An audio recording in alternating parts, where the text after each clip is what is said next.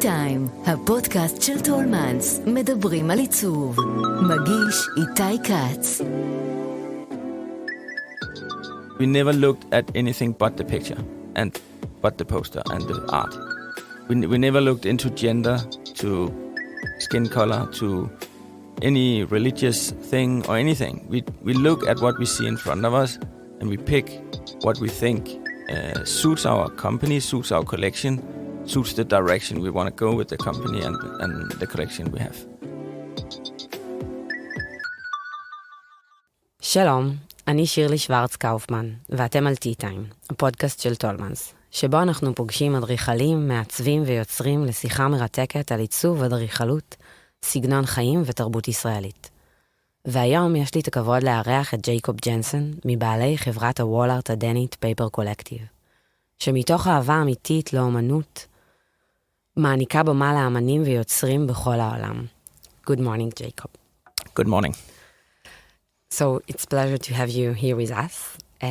Maybe you can tell us a little bit, please, about yourself and how Paper Collective was born. Thank you very much. First of all, it's lovely to be here in Israel and Tel Aviv and being hosted by you, Tolman. Very nice.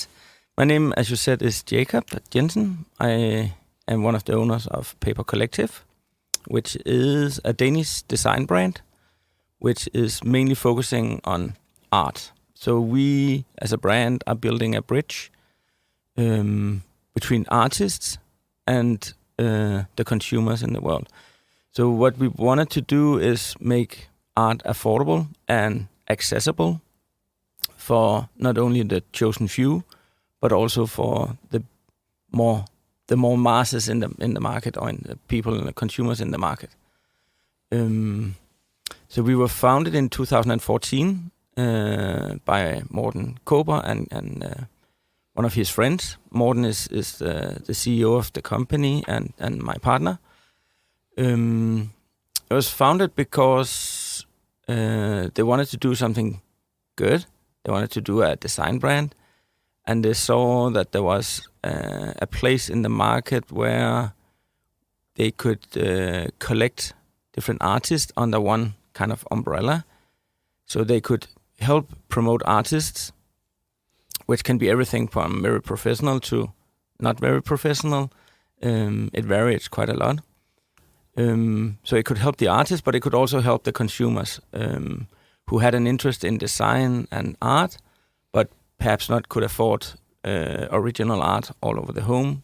Then this was kind of a bridge for those consumers to get into the art world and have a lovely home. What attracted you to join the company a couple of years later? There's several reasons, I have to say. First of all, I knew Morten from previous jobs. We worked together. We didn't socialize privately, but we had kind of a professional relationship where we met once in a while and talked about our different businesses and what challenges we have. And at some point he gave me a call and said that he was open to having a partner in the company because it was going well and they could see they could expand and they could do even better. And I come from a commercial background, and that was kind of a missing link in the company at that time. Morten came from more a marketing, product development background. So in that sense, we complemented each other quite well. And I also always had a desire to be part of something as a partner, so as a co-owner. So it was a good opportunity to join. It was a great opportunity, I have to say. And Paper Collective business model shows that you can do business and also do good at the same time. Tell us a little bit how it works. It has always and is in our DNA to be as sustainable, you can say, as possible. There are, of course, some elements in our industry that we cannot make 100% sustainable, but the places where we can, we aim to do so with product development and the material we use and the suppliers we select. We always check about the sustainability of their business. So that's more on the product side. And then we, from the very beginning of the company, had this idea to make a kind of a charity thing. So in the beginning, we started out with approximately 10 artists in the first collection. Each of these artists could select a good cause. So it could be anything from save the children, save the forest, cure cancer, to the local football club that the artist loved. It could be anything. And then we donated a part of our sales. So every time we sold a print of the specific artist, we donated a portion of that sale to this specific cause. I can just say it didn't develop because now we have approximately 70, 80 different artists in our collection, and the whole setup with picking individual good causes for each artist was quite a big task in the end to have so many different causes to support. Some got very few money and some got a lot of money, so it was so we actually made a decision, I think around 17, 18, that we wanted to, instead of having individual good causes, we put all the donation money into one pot and picked each year or every second year a project we could support that had perhaps a bigger effect and made a bigger difference, I think. Can you share with us one of these projects? Yeah, of course. I think the one we are most proud about in Paper Collective is a project we did together with a Danish organization called Human Practice Foundation, and they built schools all over, not all over the world. They built schools in mainly Nepal and in a few countries in Africa. And with them, we built a school completely from scratch. There was only it was only the field, the ground that was there when we started, and we built it as school over 2 years for 300 to 400 students. And then in the process as well, we got other companies to donate. It could be equipment for the school. It could be tables and chairs. So when the product was, or when the project was done, it was a complete functional schools that all the students could go in and have toys in the breaks, and they had chairs and blackboards and everything they needed to run a school. Wow, sounds an amazing project. Yeah, and you can say for us it was interesting and gave some meaning to what we do every day when we try to promote our company and sell posters. But also for the kids, we could see it was a huge thing for them. And some of them, even though they were very young, they walked or were transported very far to go into this school. So what we in Denmark see as the most common thing to go to school when you are 7 or 10 years old is not so common there. And therefore, I think that is the project we are most proudly about. So actually, also it's part of the design that affected their life. Yeah, true. Very true. Paper Collective is an entirely sustainable operation committed to maintaining high environmental standards. Can you elaborate a little bit more about that, how it works? I touched on it a little bit in the beginning, but we kind of choose suppliers, sub-suppliers, after how sustainable they are. So we don't use aluminium in our frames, for instance.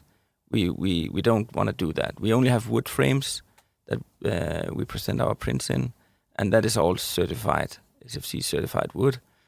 The paper we use are certified as well and recycled. So, and the tubes where we send the prints are certified as well. So we try to make it as much a 360 view of the sustainability as possible, but it's tricky. I have to say it's not easy for a small organization. We are still a relatively small organization. It's very much in our DNA, and we want to do it as much as possible. But it requires a lot of effort and a lot of investigation, and perhaps also some tricky choices once in a while that you take perhaps a little more expensive supplier, but a more sustainable supplier. So we have had that choice once in a while that we need to come with creative ideas. Sorry? You need to come with creative solutions. And but it's also, as a business owner and we have employees and have to pay salary and everything, it's also tricky to choose a supplier perhaps that makes the margin a little smaller. But in the end, it's good and it's the right thing to do. How do you choose and find the artists to collaborate with? Oh, that's a big thing. In the beginning, we reached out to 10 different artists that we thought, or Morten thought, would be an ideal start to the company's first collection. Over the years, it has changed a lot from us reaching out to being approached. So right now, at the moment, we still approach a lot of different artists that we think has a good look. We have 2 people working a lot on searching and investigating, and when they travel, when they read magazines, when they go to Instagram, wherever they search information, they also look for new artists. And it's always been important for us that it's not what can you say, for artists who has a certain level or a certain degree or anything. I mean, we are quite open, or we are very open to artists who bring something to the table, and that can be an amateur, it can be a young. Sounds like a very democratic platform. It is. We try. Honestly, that's perhaps wrong, but we never looked at anything but the picture and but the poster and the art. We never looked into gender, to skin color, to any religious thing or anything. We look at what we see in front of us, and we pick what we think suits our company, suits our collection, suits the direction we want to go with the company and the collection we have. Are there certain elements that makes one artist better than another? I think the collective thing in Paper Collective is we want to reach out and have a lot of different artists, and that with a lot of different artists, you also get a lot of different directions within the collection. There are always something where we know this is probably going to be good, and this is probably going to be perhaps more a PR product, but something that makes not very commercial. Not so commercial, but makes a lot of noise about the company, and it can help sell and promote other artists. We have some artists where we just know that the quality they always bring is really high, and some of them we've worked with for since the very beginning, more or less. And there we know the quality of the work is up to a high standard. It can be all the way to Paris, which is one of the designers we worked with for many years, or Emilia Hegard, or Nina Brun. But what makes it the quality of it really good is very individual and very, actually also very much up to the consumer, I think, what they like. And what is the creative process for the collaboration when you start collaborating with a certain artist? We twice a year come out with a new collection.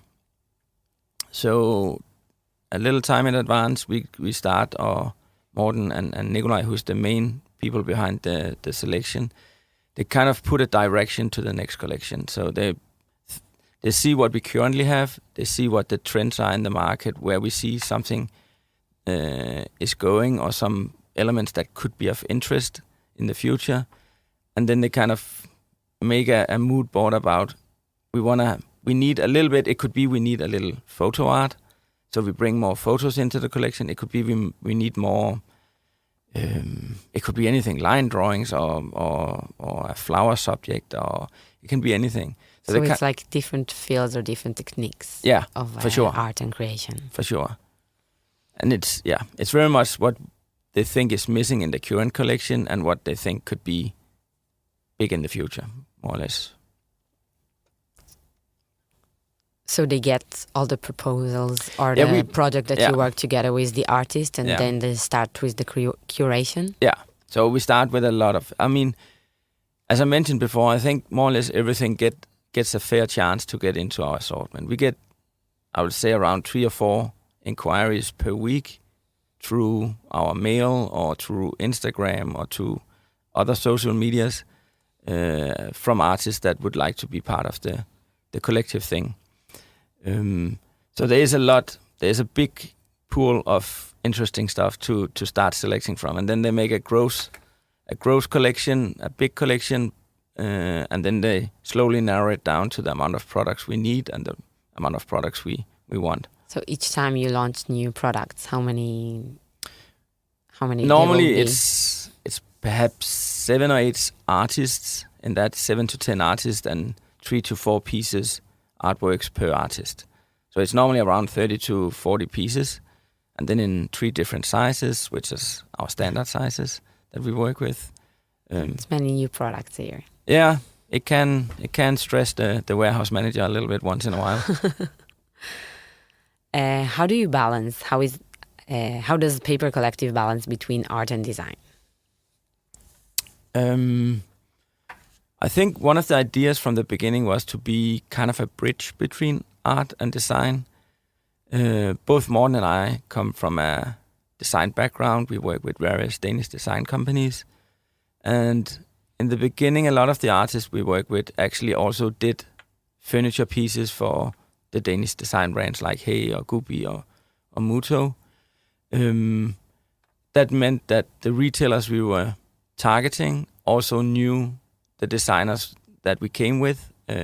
So there wasn't so much explaining to do, perhaps, about the artists. They were known with many of the design shops already.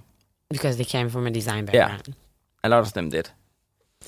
And how being based in the heart of Copenhagen influencing Paper Collective work or brand? I don't know if it so much influences it. I think as a Dane and living in Copenhagen, I think more or less all of Copenhagen is exposed to a lot of design. We are a nation that loves design and has made design since many years, since the 50s, 40s, 30s. The oldest design brands in Denmark. It's part of the culture. It is very much part of the culture, and it's part of the DNA. So I think we get inspired, and we get a lot of influence from what we see from other Danish companies, but we also get, today I would say the majority of our artists are not Danish. So we have a lot of inspiration from abroad as well. So I think it's a good combination. We hope to think we have the good Scandinavian style and can combine that with all the artists we use. So it's more international today. It is much more international than it. In the beginning, it was mainly Scandinavian, I have to say, but now our best-selling artist, I think at the moment, is from Mexico, and we keep getting interesting inquiries from all over. So we can see that. How did you find this artist in Mexico? The specific, I think I know that it was through Instagram actually, that our team found her and reached out, and don't put I'm not 100% sure, but I am pretty sure it was through Instagram that we reached out to her, and so. Okay.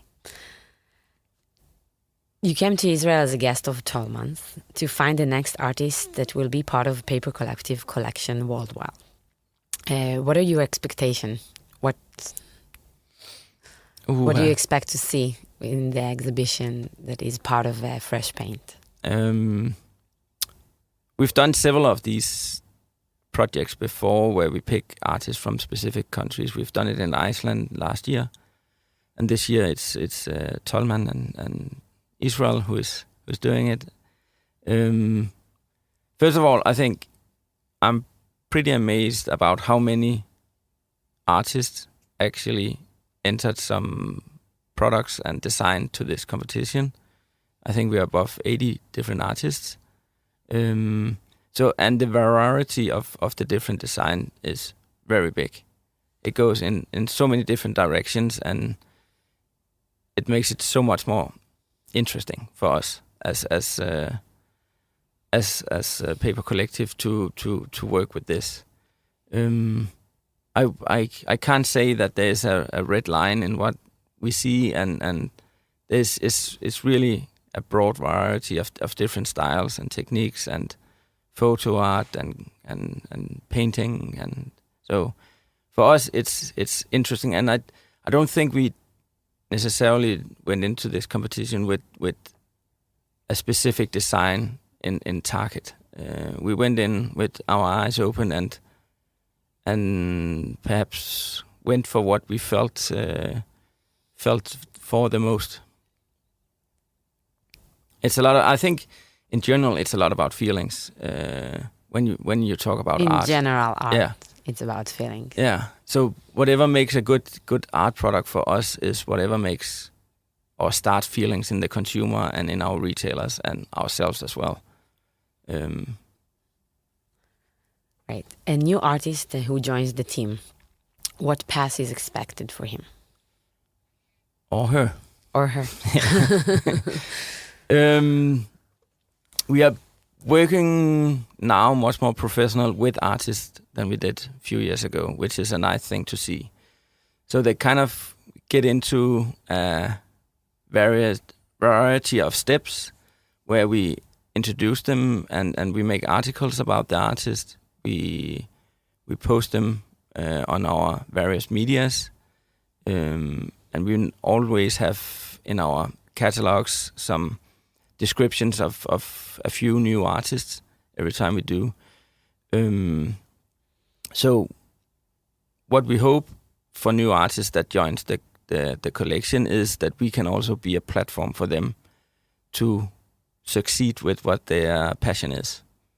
So do you have a certain brief for them, or you go with the already finished proposal they have approached the company, or is there any I mean, there are some standard things that we sign. We have a contract everybody signs, and we don't brief many artists beforehand. More or less all new artists coming in send us suggestions, or we reach out to them and ask for suggestions. And then the same suggestion that they suggested is the final product? Yeah, more or less every time. Wow. Sometimes it could be that we say the background should be a little darker or a little lighter or anything, but it's adjustments. I think it's only the one designers that we work with for many years where we can reach out and saying, for instance, to Nina Brun, that we are looking for something in this direction. If she has any ideas, we feel like we're missing something. If she could pitch something for that. Yeah, also like you started the children collection. Exactly. That was together with All the Way to Paris. They were the creative lead on that. And we kind of wanted to do a long story short, but Morten came back from a paternity leave, I think it's called. And he said one of the first days after he came back that we should do something for the kids' room and give kids the chance to have more, not serious, but a little bit, but more better art for the kids' room. And then All the Way to Paris is the obvious company to go to for that task. And we gave them more or less free hands. We kind of said we wanted a universe for the kids' room where it was a little bit more serious and educational and just something that should bring love and joy to the kids' room. So they came with the entire universe for us, and that we've built on ever since and is continuing to do so. And they also helped on getting Jaime Jayong on board to do some things for the Mado collection, which is our kid collection. So they're still a very big part of Mado. In terms of paper collective, what are you most proud of?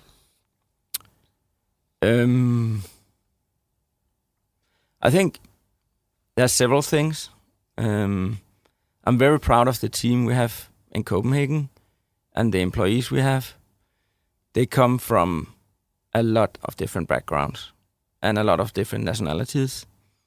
So as a business owner, it's really a privilege to see, especially young employees growing within the company, getting new positions and developing. So that's one thing. But I think the artists that we help with their first steps within the art world to move on and get a name and get global exposure. Global exposure, definitely.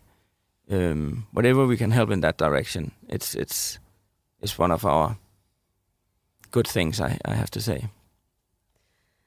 Can you tell us a little bit about the bestsellers of the company and why they became bestsellers? Oh, wow. It's not easy. I think as I mentioned before, we do bring out a lot of different styles. Some we do to create PR or noise about the brand, and some we can see are really good.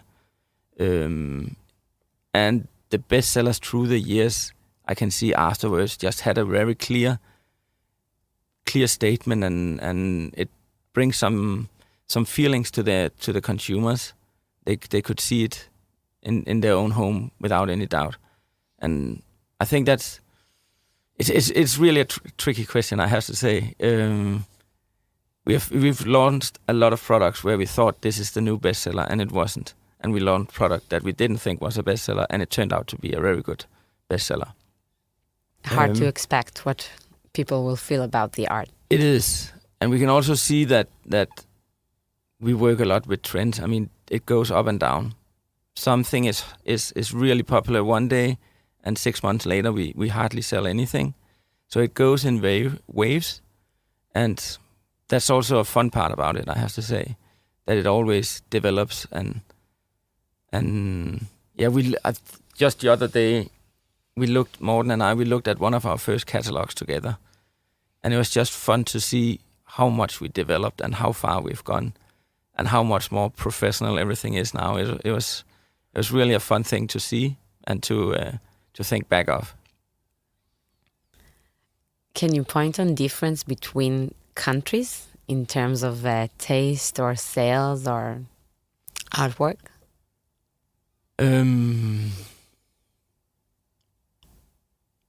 That's hard. It's more personal than... I think it's very much personal, but there is also, we can see in some countries the more colorful things are popular, and perhaps in the more northerly countries it's more streamlined and slick, and within it's more it's a little bit more colorful the further south you go, I think. So it's very different from market to market, or there are like global... Our bestseller of all time is bestseller in most markets, but it changes, and markets is different, and some markets like one thing and another like another thing. But that's also the reason why we need always to bring out different collections and different styles and different colors, and so we need to make it interesting for more than just the clean Scandinavians. What are you looking for when you buy artwork for your home? Or maybe what are the people that buy paper collective products and posters things? I think I didn't grow up with a family that were art lovers and into art. It was more a working home, I have to say, and not so sophisticated in that sense. But I married into a family that was very much into art. So at our home, we have a good combination of original art that we either inherit or bought ourselves, and then paper collective or other things that is not original. Everything from kids' drawings to a lot of different things. Kids' drawings are original. They are original, that's true. They are very original. But I think when we look at art and when we look at decorating our own home, it's very much about feelings and colors and style and what we think. Yeah. It's very personal. It is extremely personal. A decade from now, where will you find you and Paper Collective? I think and hope we will be in similar DNA as we have today. I think we are on a really good path.